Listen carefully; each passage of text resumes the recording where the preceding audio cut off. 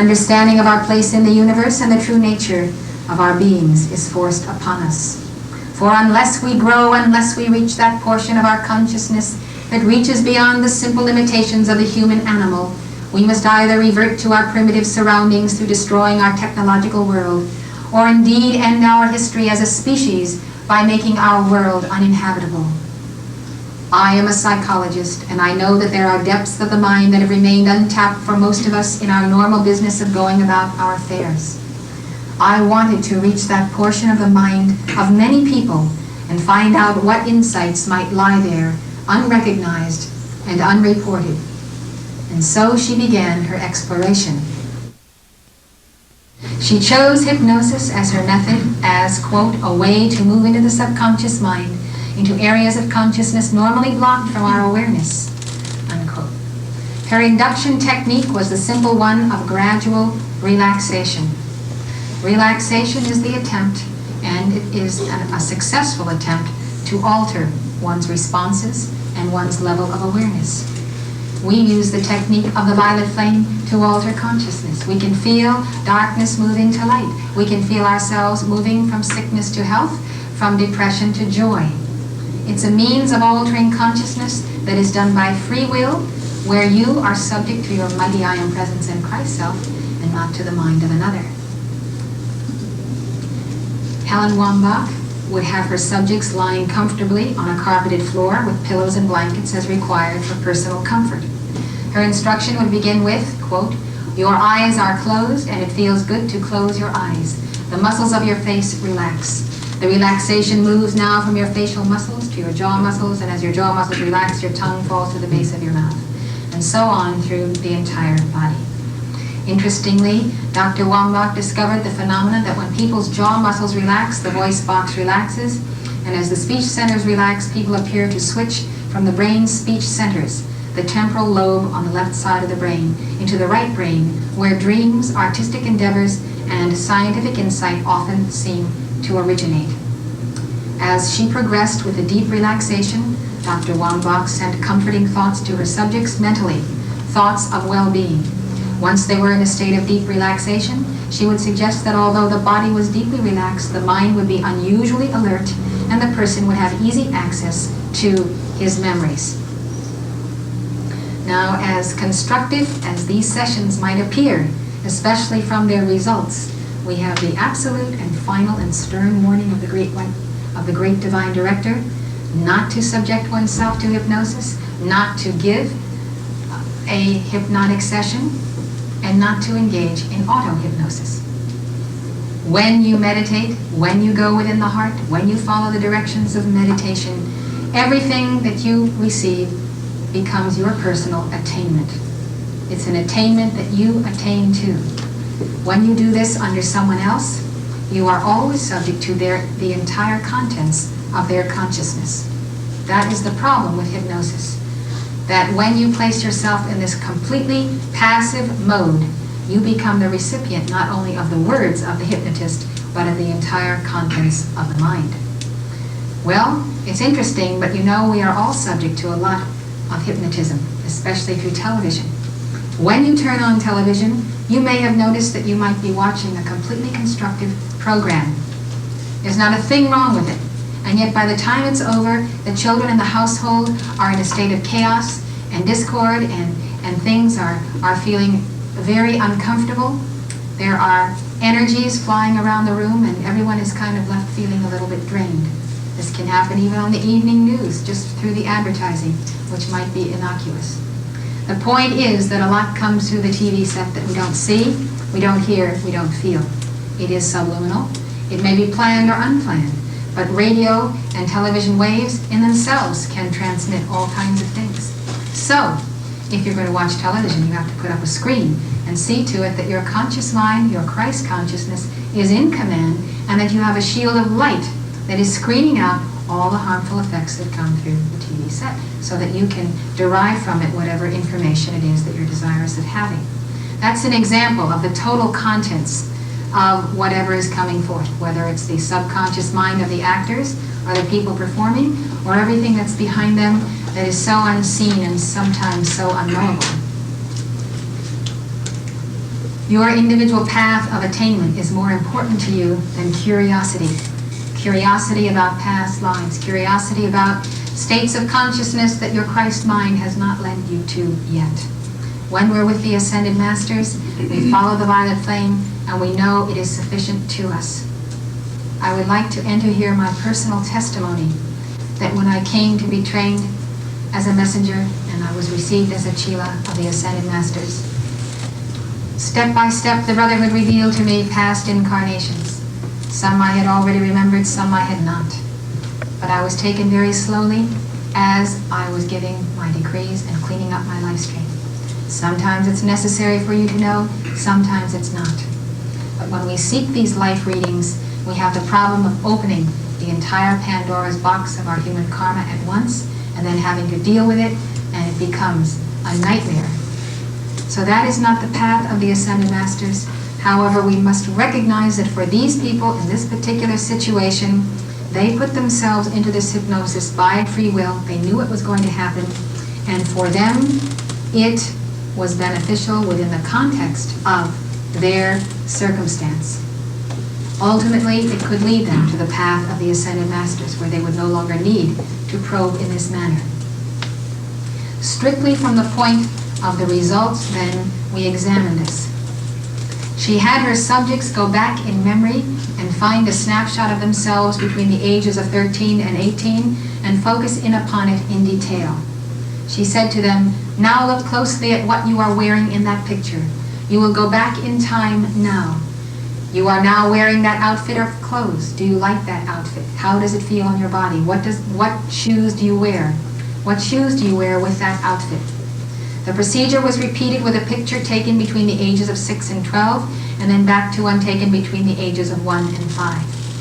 In the last case, she would have the person become vividly aware of what it felt like to be 3 years old, to be in that small body. I would like to tell you that this method of taking a snapshot, looking at yourself, meditating upon it, it's very easy to go back to the day that snapshot was taken, to tune in to your feelings, to your consciousness. There is certainly nothing wrong with taking out an album and spending a little time meditating with the violet flame, calling upon the law of forgiveness and the mighty action of the violet flame to transmute the entire cause and core record and memory of human consciousness in that given year, in that given cycle. You will have a few memories of that era of your life, but the majority will be subconscious. You can look at a picture, and by the eye contact, calling upon your mighty eye and presence, direct the violet flame into it. This gives you a tremendous assistance in the resolution of problems and burdens and pains you may have experienced earlier in life. Then she would ask her subjects to mentally line up all 3 snapshots, as a young child, in middle childhood, and as an adolescent.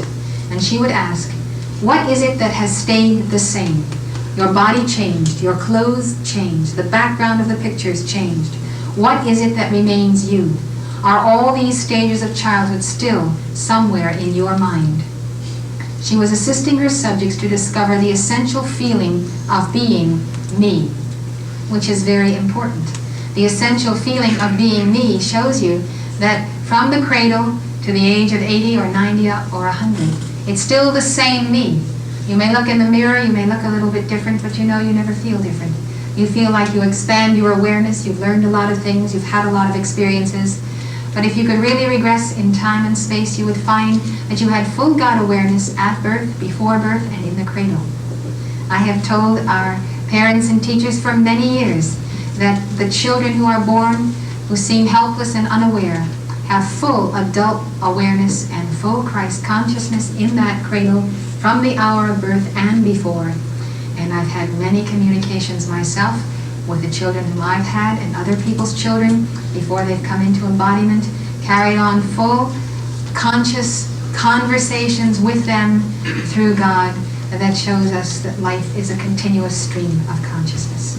So this exercise of looking at those photographs simply liberates you from feeling that you are your body. Then she would say to them, I want you to recognize now that each of these snapshots represents just 1/20th of a second of the time you have been alive in this lifetime. Beyond the picture of yourself as a young child, I want you to imagine a row of snapshots taken of all the other 1/20ths of a second that you were alive from birth to the age of 5. See now that these snapshots would stretch to infinity. A microsecond, a 20th of a second for the taking of a snapshot, is like the impulse of energy flowing over your crystal cord. When you think of beads of light descending from your mighty ion presence into your heart chakra, sustaining life in this octave. Sometimes I feel myself in meditation and an eye will blink and I will realize that in that blinking of an eye, I am in another octave. I could experience life and death. The very life by which I am breathing and my heart is beating is contained in that single little microsecond. And when you think that each of those microseconds contains God's cosmic consciousness descending to you over the crystal cord, you realize the intensity of life, how great life is, and that what is called death itself is only the movement of this stream of consciousness to another plane of being, whereby it ceases to function through this particular physical body. This experience in meditation of transcending octaves and coming and going makes one extremely aware of how temporal life is in a given physical body, how tenuous it is, how fragile it is, how with the blinking of an eye one can be on the other side of the universe. It also gives us the sense of our own personal fluidity, like liquid moving in a mighty river of life. And this sense of being larger than our bodies, having preceded them, and that we will exceed them and go on beyond them, gives us a great sense of dominion even while we walk the earth within these bodies. It gives us a sense of having more to life than just the passage of time as a person. And in that larger sense, what happens to me in any case is that I want everyone else to have a larger dimension of being, because I see how limited is people's experience without it. And so I want to give my life that other people can become more independent of the body temple and retain what we have before we took embodiment, which is the going out and coming into this vehicle and then into vehicles of light. So Helen Wambach would continue with her subjects with other ages, making the vivid point that the past remembered is fragmentary and limited, and that lost in the endless rows of snapshots of their growing up years were potentials that had never developed, feelings that had long since been forgotten, options never realized.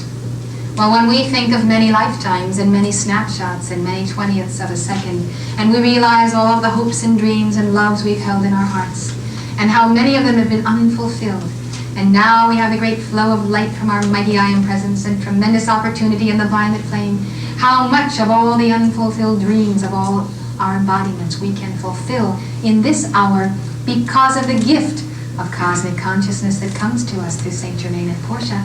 Life then has so much more meaning to us. And this particular penetration of life by this one woman and these subjects will give to your loved ones also an expanded awareness, something that perhaps you've not been able to give to them before. And so whenever and however we can do that, it is leading them toward this dimensionless being, this vastness of life that is beyond time and space. Recognize that now at this moment your past is nearly as changeable as your future. This is something she tells her subjects while they are lying on the floor with their pillows and blankets. You may choose to remember parts of your past life since forgotten, and you may choose to realize their potential in a future that is also yours to choose. This is what is meant by free will. Now, I think this is a marvelous perception by a psychologist today. The fact that we understand we can change the past and the future. This is the meaning of free will. It's exactly the definition of Saint Germain. He came to us with the revolutionary concept that we could change history with the violet flame. Now listen to this. This is a very important concept. If you can't change history, you can't change the future. How? Why? Very simple. I'll take myself as an example, because I know the experience of my own human karma. If I would not put the violet flame through those past embodiments and these past experiences, I am not free in the present to do what I know I must do, and I'm not free to experience absolute liberation tomorrow, Monday morning, Tuesday morning, Wednesday morning, because I have these things pulling me from my past. They're like ghosts in my closet, previous pains, experiences, associations. I have to get through those associations. I have to balance that karma, or I'm not free today and I'm not free tomorrow. I can't even dream today about what I'm going to do tomorrow because I have the nightmares of the past that follow me, and I have to put the violet flame through them. So I have to change my past. And that is the meaning of free will. At this point in her session, Dr. Wambach would again remind her subjects that they were deeply relaxed with the mind free and light, floating alert. She would then have them imagine that they were a pinpoint of consciousness floating up away from the body and hovering near the ceiling of the room. Continuing the guided fantasy, she would suggest that they were floating out into the clear night sky, higher and higher. You feel marvelously light and free as you soar up and away. Now what she is doing is attempting to conduct them in an out-of-the-body experience. She becomes their mentor and therefore karmically accountable and responsible for this out-of-the-body experience. Nevertheless, I trust and I pray that she is overshadowed by the Ascended Masters.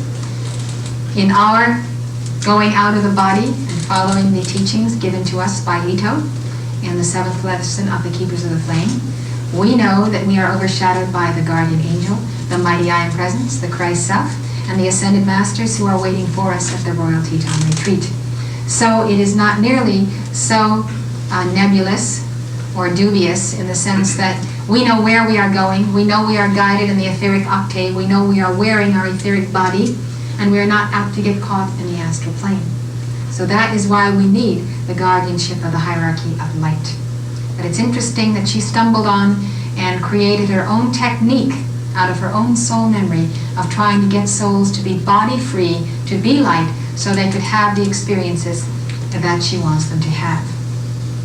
Now she would deepen the hypnotic state by giving the instruction to the subjects to reduce their brainwave electrical potentials down to 5 cycles per second, which is just above the sleep state according to biofeedback research mentioned by Dr. Wambach. Apparently, at 1 to 4 cycles per second, subjects would not recall when they awoke, but at 5 cycles per second, recall was available to them. It's very interesting that at certain cycles per second, certain wavelengths, we remember out-of-the-body experiences, and at certain cycles we do not. What I would like to point out here is that the recall is still only of a certain wavelength. It is still linear. It still is a straight line. I don't believe that this technique or this book even approaches the spherical consciousness that we absorb when we are out of the body and when we are in the Ascended Master's consciousness. That particular experience out of the body at night is functioning at a level of the higher mind, and many are distressed that they do not have the remembrance of what they are experiencing out of the body. There is not a great deal of recall when you come home from the retreats. You do have joy. You do have a sense of bliss, creativity, new ideas. There are things you simply know. You know what's real, you know what's unreal. You know the Ascended Masters are real, and no one is going to talk you out of it. That is a recall, that is a memory. But it's not always specific. Then sometimes your own Christ self chooses to make these out-of-the-body experiences real by giving you a dream. And you think it's a dream, but it is not a dream. It is a real memory of a very specific experience you have had. So I'd like to show you that the reports that people give and the answers to the questions that she asked them in the hypnotic state are by no means complete. They by no means show the entire spectrum of Ascended Master law. And you should not think that someone coming out of this state is going to suddenly be omniscient about everything that is in the universe. There's a certain amount of limitation here, and you can't expect to find confirmation for every aspect of the Ascended Master's teachings that we know. But there are very important confirmations that are pertinent, especially as you discuss this with loved ones. At this time, when people are in this hypnotic state, Dr. Wambach would begin to ask her questions, approximately one every 5 seconds. suggesting to the participants that they would flash on and clearly remember their answers. I want you to go now to the time just before you were born into your current life. Are you choosing to be born? Does anyone help you choose? If anyone helps you choose, what is your relationship to the counselor? How do you feel about the prospect of living this coming lifetime? Are you choosing the last half of the 20th century to experience physical life for a reason? What is that reason? Have you chosen your sex for this coming lifetime? If you have, why have you chosen to focus as a man or as a woman in this lifetime? What is your purpose for coming into this, your current lifetime? Are you aware now, before you are born, of others that you will know in the coming lifetime? Have you known them in past lifetimes? Do you know what role they will play in your coming life? Will you know them as lovers or mates? Will you know them as children or other relatives? Will you know them as friends? In the questions about relationships, Dr. Wambach would allow a minute between each of the questions because of the amount of material available to explore. As you can imagine, these are revolutionary questions. Revolutionary questions. Remember, they were asked of 750 subjects. She has further questions on the relationship to the developing fetus and the birth process. She says, now I want you to direct your attention to the developing fetus who will be you. Are you experiencing inside the fetus, outside the fetus, in and out? When does your consciousness fully join that of the fetus? Tremendous question for the subject of abortion.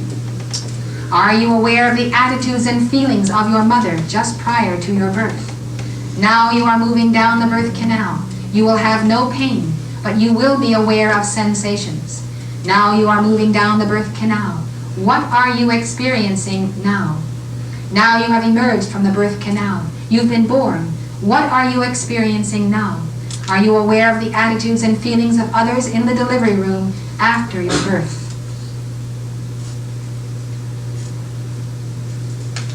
Some of you have heard me speak about memories prior to birth. You've heard me say that I remembered swimming in the womb. I can remember and I have recalled experiences in the womb in previous lifetimes. I've gone back to previous lifetimes, remembered who my parents were, remembered being in the womb, remembered what my thoughts were before coming into that embodiment and how I related to my parents. I've been quoted as saying these things in the papers or on talk shows, and it has been with a certain amount of disbelief. And so here these questions are being asked, people are answering them, and all of a sudden what the masters have been saying, what you've had the courage to stand up for, what I've been willing to say in public is suddenly documented through this book. So when she concludes her questions, Dr. Wambach suggests to the subjects that they are floating up and away from the delivery room, back up into space, back up to their cloud. And her next instruction would be intervention to remove any feelings of sadness or pain. She would say, now you are floating on your cloud, and I'm taking you deeper. As I count, you will become more and more peaceful and serene. Your mind is floating free, and you have a feeling of peace and harmony around you. You are floating on your cloud now, and there's a beautiful white light all around you. The light is very pure and intense, and it's growing brighter. That kind of suggestion certainly does give the opportunity to the Christ self to unfold the person, because even speaking of the white light draws the light of the I Am Presence. Then she says to her subjects, there's a tightly budded rose in your solar plexus. Rays of energy from the light gently unfurl the petals of the rose until the heart of the rose is exposed. Dancing rays of energy from the light flood into the heart of the rose, and through the rose, move through your solar plexus. The energy waves from the light wipe away any negative after effects from your experience on this trip. The waves of light energy bring a lightness, peace, and serenity to your mind and your body. This is certainly as constructive as anyone could expect a psychologist to be. Dr. Wambach mentions that the solar plexus is the energy center which controls the emotions, and describes this meditation as bringing the energy of the universe in to harmonize any disturbances in the solar plexus chakra. Now she would bring her participants back to conscious awareness with the suggestion that as they return to the here and now, they would have full memory of the answers that flashed in their minds to the questions asked during the session. Now picture to yourself a ball of golden energy sparkling out in the far corner of space. Picture that energy rolling and flowing down to the darkness of space, penetrating the atmospheric envelope of Earth, coming down to the Western Hemisphere and coming down to this room and entering the crown of your head. As the energy enters the crown of your head, a sense of well-being sweeps through you and all your bodily energies are restored. You are in a very good humor when you wake up and you feel great. On the count of 10, subjects are asked to open their eyes. Dr. Wambach's subjects would then fill out their data sheets. The birth experience was the third hypnotic trip induced during the research session. The earlier two were on the recall of past lives. An example of a data sheet filled out by one person in a research session conducted by Dr. Wambach in Chicago is as follows. Quote, "Yes, I chose to be born, but a high council seemed to be helping me make the decision.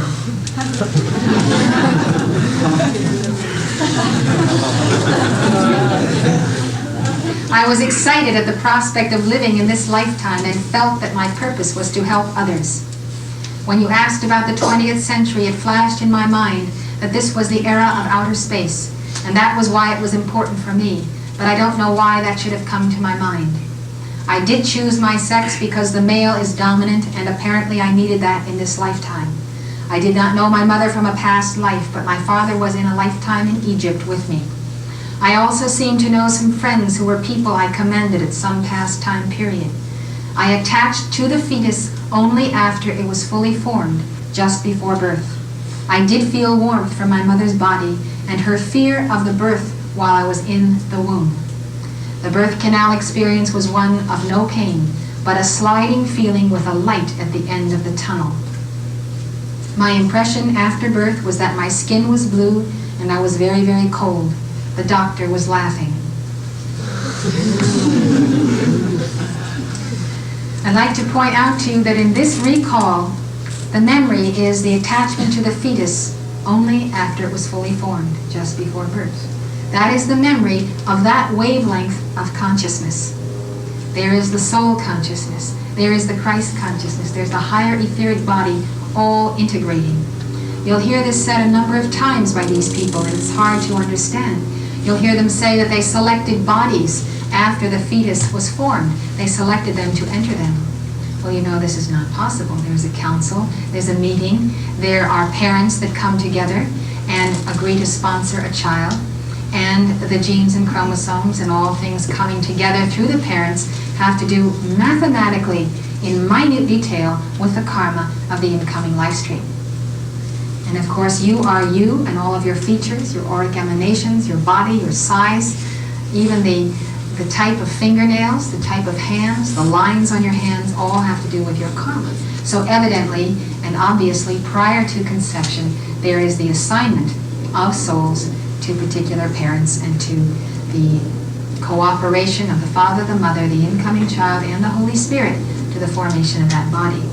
This was not in the recall because it takes a far more advanced state of consciousness in the superconscious mind to remember the activities of the Christ plane, the plane of the I Am Presence, and the plane of the etheric.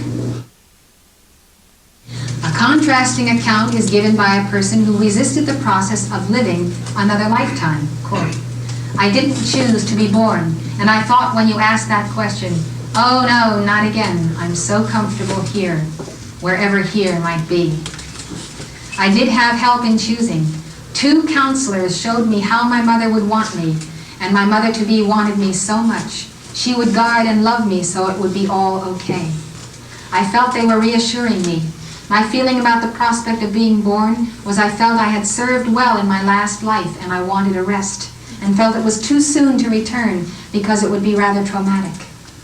When you asked about purposes for this lifetime, I felt that I am here to make people happy in an everyday sense. The purpose came through not to be super religious or anything, but just to create a sense of happiness in the people I would be with. When you asked about choosing the time period to be born, I sensed troubled times and the last of a kind of era. I knew it would be rough, and that's one reason I hesitated to be born. When you asked about choosing the sex, I flashed immediately. I had chosen to be a woman because it is easier to make people happy by being female.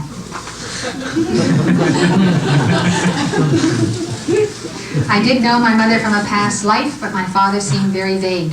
My husband I knew in a past life, but I didn't know my children. One friend came through as someone I'd known well in a past life. I was aware before my birth that my mother was very happy and wanted me so much. Knowing that gave me courage to come. I got no impression as to when I was attached to the fetus. My impression after birth was of extreme cold and of a feeling, now what?